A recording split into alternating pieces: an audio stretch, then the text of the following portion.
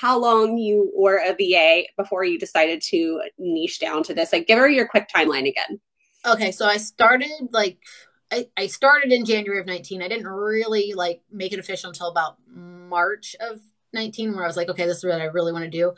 And then I started editing in July, but I wasn't like, it was like September, beginning of October. I was like, don't really enjoy social media. It's not something that is for me personally.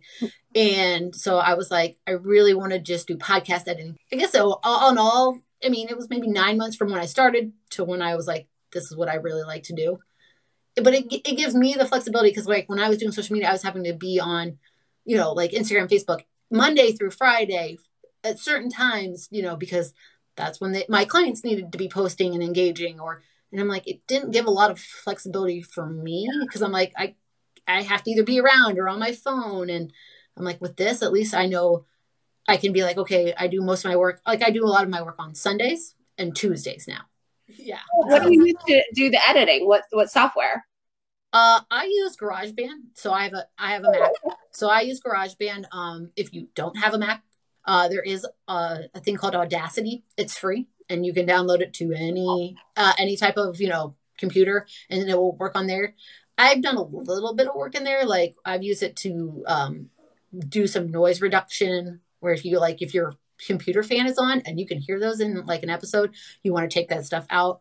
So I do use Audacity for like noise reduction, but you can just, cut and clip and it's just, I know GarageBand, so it's easier for me, but there are other ones. There's Adobe Audition. That one costs money, but so there's a ton of them out there, but those are probably like the three big ones that people typically use, or at least in this world. If you're like super into like those narrative podcasts or like, there are some, I think, bigger software out there, but probably for any of us, it would be one of those three is just fine. Right now, I edit 5 podcast episodes a week. Oh my God. How long does that take you?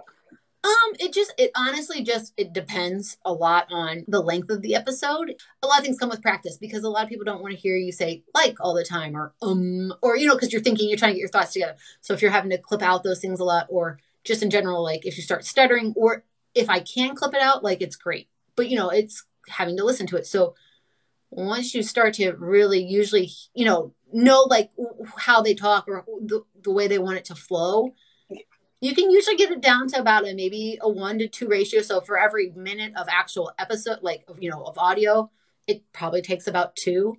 Oh, I will say though, I am a perfectionist. And so it might take me longer because like once I've gone through and edited the whole thing, I'll go back and listen to a lot of where I clipped it to make sure that it still sounds like, okay, this does sound right. And it's not, where you're like, oh, you can definitely tell someone's, made a weird stop here or, something like that. And so it might take me a little longer. It just depends. So if it's a half-hour show, I'd say it takes me an hour to maybe an hour and 15, just depending on how much work needs to go into it. So it just depends. But I know I have one that I do that's normally anywhere from like an hour to an hour and 20.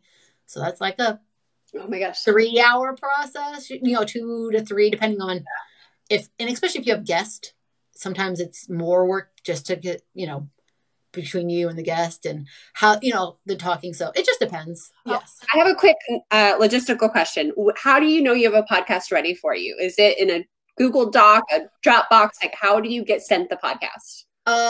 We get them all sent either through Google Drive. They all have their own like separate folder. So it has their artwork, their intros, their outros, a couple of the live episodes that are already been live. If they're already had episodes say 16, 17, and 18 are there. So you can drop in your thing and then they just let us know. Otherwise, we run everything through Slack. Okay. And so otherwise they'll just drop it in a Slack channel and we can download from there. Okay. And kind of let know people, okay, pass the buck. Now it's your turn. I've done my part.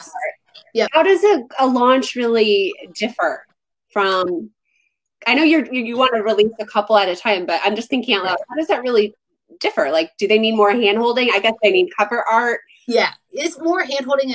Like they have it. So they have it kind of like, as, step by step, like you kind of do this, you're going to do this, create your episodes 1, 2, and 3, because usually they recommend anywhere from 3 to 5 episodes that you already have ready. So when you actually, the day of your launch, there's 3 episodes or 5 episodes, that your potential viewer can listen to, because you don't want to just listen to one and be like, now I need to wait a week or, 2 weeks to listen to something else. And so it's, getting the cover art done. And a lot of them have like a preset, like audiogram cover as well. So it's not just the cover art for the, like if somebody pulls it up on, Apple Podcasts, like, oh, it's not just that clip, but they'll have an audiogram one. So it's like, you have to finalize that. You have to get your media host set up. So like, are you going to use like Libsyn, Anchor? What kind of media host are you going to use? Finding music for your like intro and outro.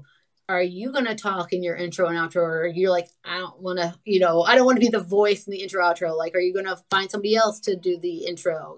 So it's a lot of steps, or, like, what microphone am I going to use? We also do like test audio to make sure like how it's sounding before they even go to record. Like, okay, does this actually sound good? Or do you maybe need to be closer or further away? Or, you really over enunciate maybe something where you really hear those P's, or B, where maybe you need a filter for this, things that, it's just so it actually, when you go to record, it's not like, we can't probably use any of this. Like, let's try to go back, so at least so it's just like baby steps to getting to that whole big point, big end project. And so, and I know the person I subcontract for, like, she does a lot of mindset coaching with them as well. Like, because, you say you want to start it, but it's like getting over all these humps. Like, what am I going to talk about? How am I going to do this? Like, how can I eventually make money on this? Like, I think there's just a lot of things. And there are some easy ways that I think people forget when it comes to like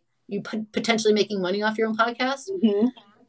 You can talk about yourself. Like, if you're a coach, talk about your coaching. Like, hey, I offer one-on-one services. Because if you get one person who listens and is like, I need this, depending on what your coaching services cost, or, whatever, you might have made back a decent amount of money. I think people always think sponsors, like these big name sponsors, and you have to have thousands, if not hundreds of thousands of downloads to really make any money off of sponsors. Yeah. For the most part. Yeah. Yes, it is. Like, that's why I'm like, I don't think people understand. Like, it's not just like you record and you put it up. Yes, you honey. Right. Yeah. Like, yes, you could just record and put it up. Yeah. But obviously quality content over quality sound is probably, more important. But does somebody really want to listen to a podcast that sounds, echoey the whole time, or lots of ums and clicks, and where you're like, oh my God, this is, so it's like, then do you want to learn how to edit? Because it's going to take you at least a couple hours, probably, depending on the length, to edit and do all these other things. And so I don't think people realize all the steps that are involved. How much it costs to do that.